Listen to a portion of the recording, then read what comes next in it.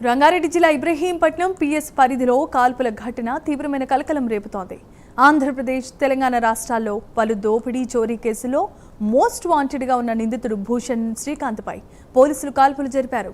ఇబ్రహీంపట్నం మండలం Adibhatla police station పరిధిలో బొంగుళూరు సాగర్ రహదారిపై పోలీసులు వాహన తనిఖీలు నిర్వహిస్తూ ఉండగా అదే సమయంలో డీసీఎం ఐషర్ వాహనంలో వెళ్తున్న శ్రీకాంత్ను అనుమానంతో ఆపి తనిఖీ చేయబోయారు. పోలీసులు అదుపులోనికి తీసుకునే ప్రయత్నం చేస్తూ ఉండగానే శ్రీకాంత్ తన వద్ద ఉన్న కత్తితో పోలీసులపై దాడి చేసేందుకు ప్రయత్నించాడు. అప్రమత్తమైన పోలీసులు ఆత్మరక్షణలో భాగంగా కాల్పులు జరిపారు. ఈ కాల్పుల్లో శ్రీకాంత్కు 2 కాళ్లలో బుల్లెట్ గాయాలయ్యాయి. గాయపడిన శ్రీకాంత్ను వెంటనే 108 అంబులెన్స్లో వనస్థలిపురం ఏరియా ఆసుపత్రికి తరలించారు.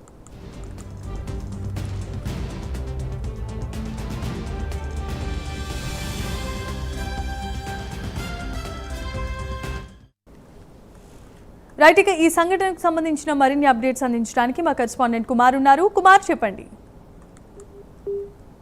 అయితే నిన్న అర్ధరాత్రి ఔటర్ రింగ్ రోడ్ పై కాల్పులు కలకలం రేపింది.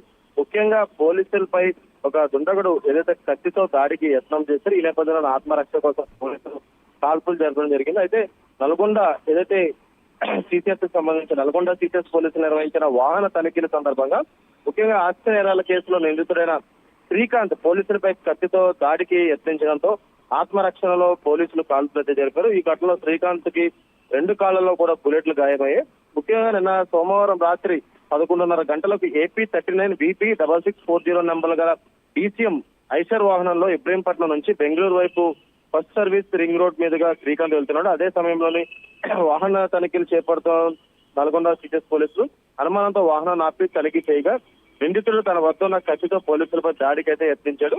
దీంతో ఆత్మరక్షణలో పోలీసులు కాల్పులు జరపగా 2 బుల్లెట్లు శ్రీకాంత్ 2 కాళ్లలో దిగాయి. వెంటనే 108 అంబులెన్స్ అతడిని వనస్థలిపురం ఏరియా ఆసుపత్రికి తరలించి చికిత్స అందిస్తారు. ప్రస్తుతం అతడి ఆరోగ్య పరిస్థితి నిలకడగా ఉన్నట్లు వైద్య కలిగించారు. అయితే ఘటన సమాచారం అందుకున్న స్థానిక పోలీసులు ఉన్నతాధికారులు సంఘటనా స్థలానికి చేరుకుని పరిశీలించారు. కేసు నమోదు చేసి దర్యాప్తు చేపట్టగా నిందితుడిపై గతంలో నమోదైన ఆస్తి నేరాల కేసులు వివరాలను కూడా వెల్లడించినట్లయితే తెలుస్తుంది. ముఖ్యంగా నిన్న అర్ధరాత్రి ఈ సంఘటన జరగడంతో కూడా ఏదైతే పోలీసులు వెంటనే అప్రమత్తమై ఈ కాల్పులు జరిపినట్లయితే ఇప్పటికే పోలీసులు కూడా నిర్ధారించారు. Right, thanks for the updates Kumar.